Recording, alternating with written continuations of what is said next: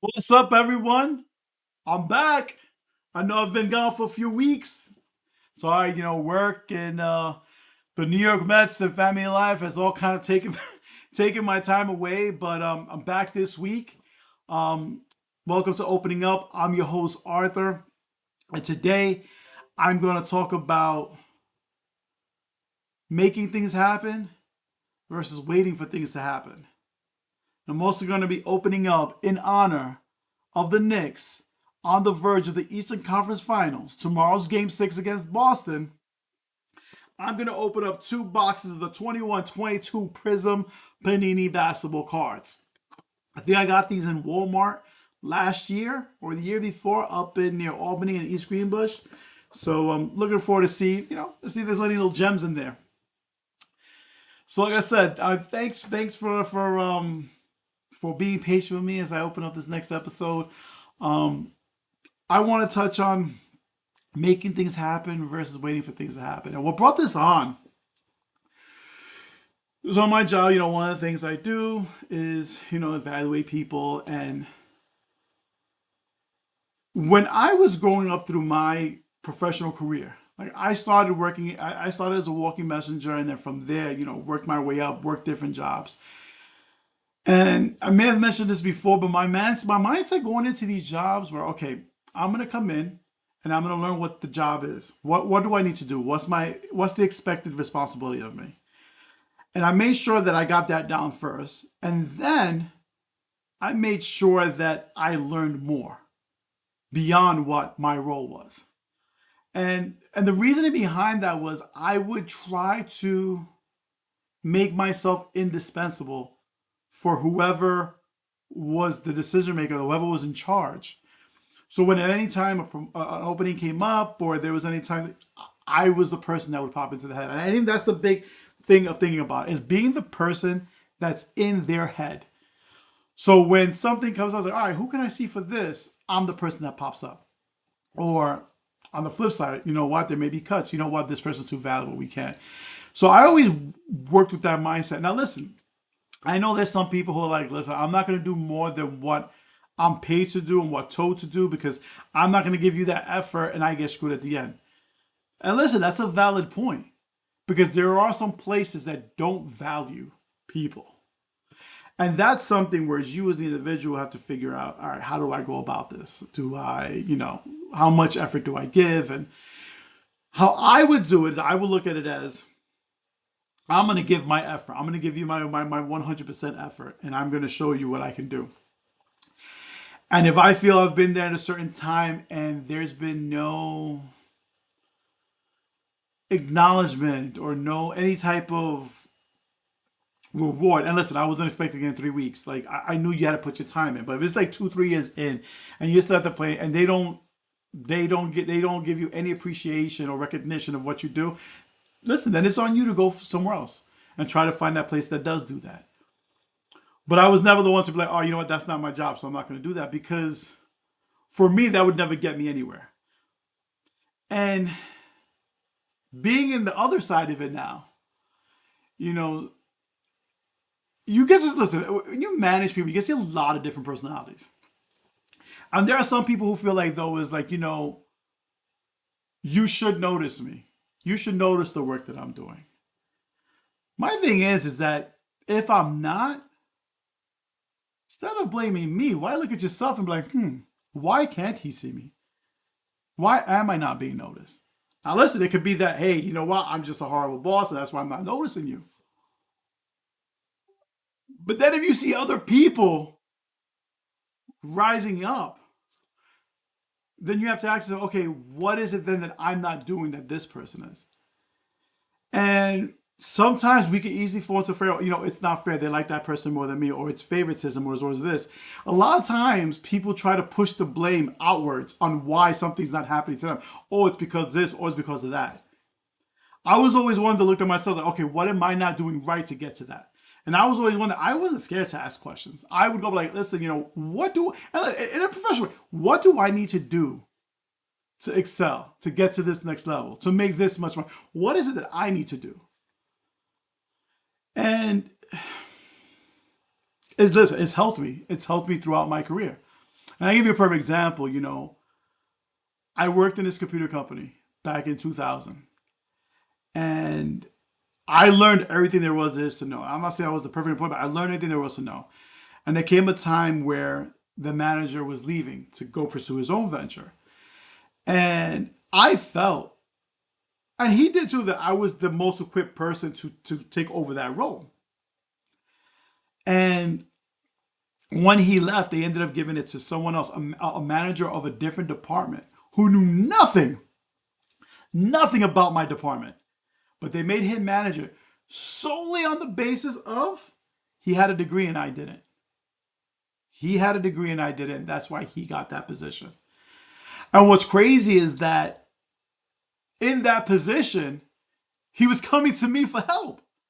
So not only did you not give me this position, but now you're coming to me to help you do your job. And needless to say, I ended up parting ways with the company. But it did teach me that, you know what? Education is important for me to be able to not let that roadblock get in my way. And I ended up going on to get my bachelor's degree, ended up getting my master's degree, and now, like I said, it helped me exponentially. And on the flip side of it, once I started going for my master's degree, I was managing no, actually, I wasn't even managing. I was a supervisor at an animal hospital. And the reason why they made me manager, one of the biggest reasons, was because I was going for my MBA. I didn't even have it yet. But because I was going for my MBA, they gave me the management position. And it was and I remember the first meeting. So we had this regional director who unfortunately is no longer with us. Rest in peace, Matt. You were a good dude, man. He would go and he'd have a meeting where he'd have all the managers come together from the whole New York City area, Long Island, and we all get together. And I remember the first meeting I went to, the first thing is he introduced me as, oh, this is our MBA right here. And it was like, and then like, Arthur, he was from me. No, it's my MBA. And it was like, okay. But I learned from that lesson that I needed to get those credentials to be able to be taken seriously and be able to move on. And that's what I mean. I always try to figure out, okay, what's the way to get me ahead? And I've met other people with that same mindset. And I got to tell you right now, from my experience, those people more often than not were the ones who became very successful in whatever endeavor they chose to move forward with. And I've come across people who have blamed everyone else on why they haven't moved up. And you go and ask the question, is like, you know what? If you've seen a long time through your professional work career and you've been stuck at the same place, you could blame everybody else, but it has to come to a point where you have to look at the mirror and be like, is it me? Because yeah, you can have a bad boss here, a bad boss there, but if it continues to happen in many different places, maybe it's not the boss. And listen, for me, it falls on the person, and not everyone may agree with this, but it falls on the person to make themselves seen. You look at a lot of these influencers, you look at a lot of these people who get fame, whatever, and you think, oh, they just like they go out there and like, no, I mean a lot of them put the hard work behind it, and they got to put themselves in a position to be seen and put themselves out there, and they notice me. That's what they say. Notice me. And listen, sometimes in your job, you have to do that too. You have to shine. Listen, again, this may not be for everybody. Some people say, no, screw that. You know what? If you're not going to pay me, I'm not going to go ahead and go above and beyond. But again, ask yourself, how's that worked out for you? Because I know my method has worked out well for me. And I know the people that I've worked with in the past in the different industries that I've been in that had that similar mindset have done very well under me. So again, it's this whole idea of making things happen instead of just sitting back and waiting for things to happen. Or worse, blaming someone else or something else on why you haven't moved up. That's my special speech for today. All right, we're gonna get into some Prizm basketball cards here. Very excited about it.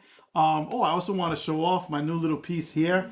So the Mets had a no-hitter back in 2022, and I ended up that year getting the base from the no-hitter game of which I got all the pitchers that were participate in that no hit. I think it was McGill, Lugo, Drew Smith.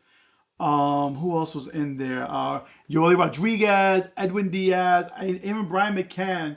They signed the base, and I have that in my man cave. I also have a baseball signed by all of them. I also have a Foco like little figurine thing of all of them. And now I just picked up this piece right here from the Mets store, and it's right here. It's Brandon Nimmo's signed game used gloves from that no hitter game. So a new piece to the man cave. I'm gonna show it one more time. Very nice. I love the way it looks with the mirror in the back. It's very, very cool.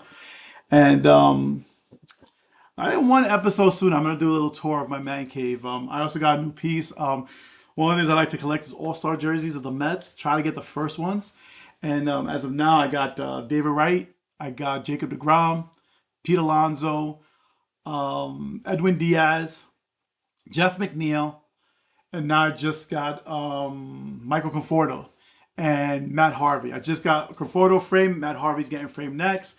I still have Senga. I gotta see when Senga does a signing so I can have him sign the piece. But very excited about that. That's my niche. I just like collecting the All-Star jerseys of the Mets and their first All-Star jersey and have them sign it.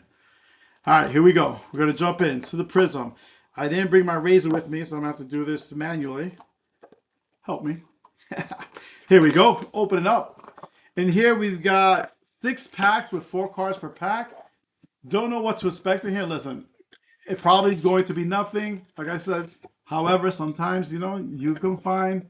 I heard a story that someone found a pack of cards from like, I think it was 1998 or 2002 or something like that from a Walmart. It was like back in the storage. And the box was worth like a few $100. It was craziness. All right, here we go. First pack up. Gonna open it up, and we have Pascal Siakam, Rangers with Toronto. AI Allen Iverson. I don't know if you saw the NFL just did their release of their schedule, and the Buffalo Bills had this thing where Josh Allen is shooting basketball, and I forgot who. I don't know, it was the GM, whatever. He's like, "Oh, how do you want to announce it?" He's like, "Oh, just use AI." So he calls Allen Iverson to go do the schedule. Very funny. Patrick Beverly and Kira Lewis Jr. Here we go. Very nice. All right, let's go to the next pack. Let's see if we get something. This was the year that Cade Cunningham, I think he was number 1 pick out the draft. Joshua Primo, Duncan Robinson, Giannis Antetokounmpo. I cannot say his name, but Giannis. Talk about, man, the most vexing player in the NBA, Ben Simmons. A guy who has a lot of talent, but for whatever reason cannot stay healthy. I don't know if basketball is his number 1 priority. Philly, talk about a team who just like, through the last few years, had really a lot of talent. Just did nothing. All right, here we go. Next up, by the way, Dallas Mavericks are the number 1 pick. Was there a little shadiness there? Luka gets traded to the Lakers without reaching out to any other team to see if they were interested. So he goes to the Lakers, and we all know the Lakers are the golden child of the NBA. And in return, as a 1.3% chance of getting the number 1 pick, they hit to get Cooper Flag. A little suspect. David Robinson. Nicholas Claxton. Rajon Rondo. And Chris Webber. C. Webb. If you remember back, it's got to be the early 90s. The infamous timeout, Michigan, North Carolina. NCAA championship. Michigan didn't have any timeouts left. He called the timeout. That's a technical foul. North Carolina goes away and they win the championship over Michigan. Fab Five, the closest they ever came to winning a chip. It was him, Jalen Rose, Juwan Howard, Jimmy King. I forget who the 5th person is. Day'Ron Sharp. Aaron Nesmith. The famous Nick. Even though he's in a Phoenix uniform here. Stephon Marbury. Now, let me tell you, Stephon Marbury, he had in the height of his career, this was with the Knicks, and they had I forgot the name of the store. It was a store that used to sell a lot of college T-shirts, Ben's or something like that, and like it was like dirt cheap, and it was in the Manhattan Mall, and the Starberry sneakers, and they came out, they were like $15, $20. I give it to, because you know what, he could have made a crap load of money and say he came out with these sneakers. And listen, for the cost, they were not bad sneakers.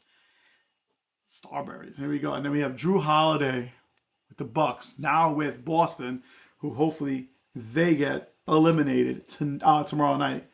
Because the Knicks, the Eastern Conference Final rematch with the Pacers. And let me tell you, man. Because last year, Pacers won last year because we were completely injured. This year, I want the Pacers again. So I hope we take care of business tomorrow. If we take the Pacers and we can knock them out and go to the finals, woo! It's going to be rocking in New York. Tomorrow we got Game 6, Knicks Celtics, and we got Juan Soto's return to Yankee Stadium. Mets Yankees, Subway Series. Tomorrow's going to be just an insane day for New York sports. All right, Malcolm Brogdon, Darius Garland. Poor Cleveland, man. Number 1 seed, best record in the East, gets knocked out by Indiana. Maxi Kleber, Jalen Johnson. All right. So, I mean, so far the nicest card was the Stephon Marbury. It was very Prizm background. But nothing, no crazy hit. Here we go. This is the last pack of this box, and we have Najee Marshall. That's crazy. I was just watching a thing about this guy, Drazen Petrovic. Drazen Petrovic was probably one of the best players of his time. They asked many superstars who played that day. He was so hard to guard. He played for the Nets. Unfortunately, died in a motorcycle accident. I don't know if it was in the offseason or thing, but dude was a beast, man. Drazen Petrovic. Kelly Oubre Jr., who I think now is he with the end? Oh, Philly? I think he was Philly. And Paul George, I gotta say, Paul George, man, it seems like everywhere he goes, the team goes to suck. After leaving Indiana, he went to OKC, they did nothing. After OKC, they went to the Clippers, they did nothing. After the Clippers, he went to Philly, they were favorites to be the East, number 1, man, they got the weapon. Number 3 pick in the draft, or 4 pick in the draft? Nothing. Paul George is a curse. I mean, but like, dude, like, even Harden had some success, man. And Harden, let me start on Harden. Shocker. Harden is great until you need him for a big game, and then he's MIA, like he was in Game 7 against the Nuggets. All right, here we go. Let's see what we got over here.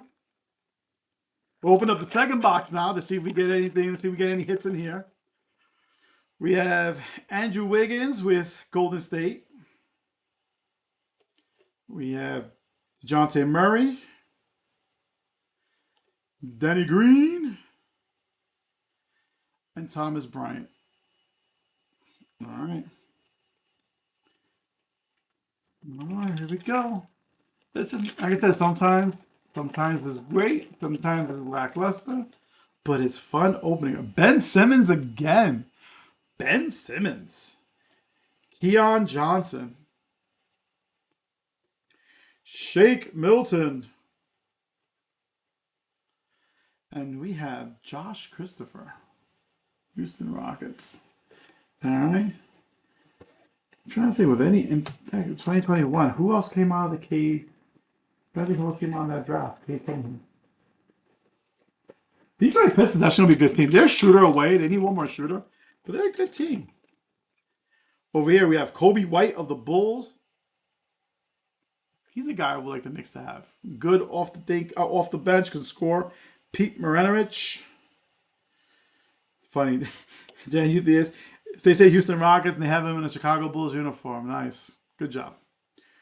Good job, guys. And then James Bouknight. Bouknight? I think it's Bouknight. All right, we got 3 packs left. 3 packs left. Jaden Springer, Lonzo Ball. He did not live up to his hype. Bojan Bogdanovic. He was with the Knicks last year. And then we have, oh, rest in peace, Dikembe Mutombo. No, no, no. Oh, rest in peace, my man. Good dude. Good dude. A lot of charity. Very good dude. I know I mentioned this before, the story where Mutombo was just blocking everybody. And Michael Jordan, I think, was talking trash, like, he's dunked over this, dunked over that. He's like, you never dunked over me. So Jordan goes in the game and dunks over Mutombo and then wags the finger in his face, gets a technical. Awesome. Jordan was a beast, man. Magic Johnson. Jason Tatum. Oh, this is a nice pack. Boy, that injury, man, was just brutal for him, man. Just brutal. Buddy Hield, now with Golden State. And Jason Preston. Rookie card, right? Yeah. But yeah, I was watching, I forgot where, I think it was a TikTok, and they were talking about, no, it was actually Reggie Miller who was talking about the last five most influential players in the NBA history, the last five. And on that list, he had Magic Johnson, because it was a point guard who was 6'9", that was never seen prior to that, came in. Michael Jordan, he was like, here's a guy who can fly, who just changed the landscape of the game. Shaquille O'Neal, because this was a guy that no one could stop, so much so that they had to foul him early on, because that was his only weakness, was free throw shots. Who was the fourth guy? It was Shaq, it was Magic, it was Jordan. Maybe it was four people, maybe not five. But the next person on that list was Stephen Curry, and it's true. People listen. I'm not trying to throw shade on LeBron, but Steph Curry changed the game on how people play it. Because if you look at kids today that just shooting threes all day, he made it popular. He made it popular that you could just go out and shoot from almost half court and it not be considered a bad shot. And you look at the NBA right now, Boston Celtics, they live and die by the three. So I agree with it. I think that he is probably the last most influential player in the NBA history. The last one, I mean. Oh, the fifth person was Will Chamberlain. That's what we were talking about earlier. Will Chamberlain was first because Will Chamberlain, like, no, his scoring was insane. Charles Bassey, Philadelphia 76ers. Laurie Mark. Oh, he's with the Bulls, but I guess they have him in Cleveland here with the Bulls uniform. I guess the Bulls had all these guys and they traded and they just didn't take a picture of him in the new uniforms. Kevin Love. And last but not least, Talon Horton Tucker. All right, so no signature cards, no big things, but there's some nice, good cards in there. Like I said, the Stephon Marbury, there was Magic, there was Tatum. But enjoyed opening, like I said, in honor of Knicks going to Game 6 tomorrow. But thank you for checking out my podcast and taking the time to allow me to open up. You have a good rest of your week, and I will be back next week. Talk to you soon.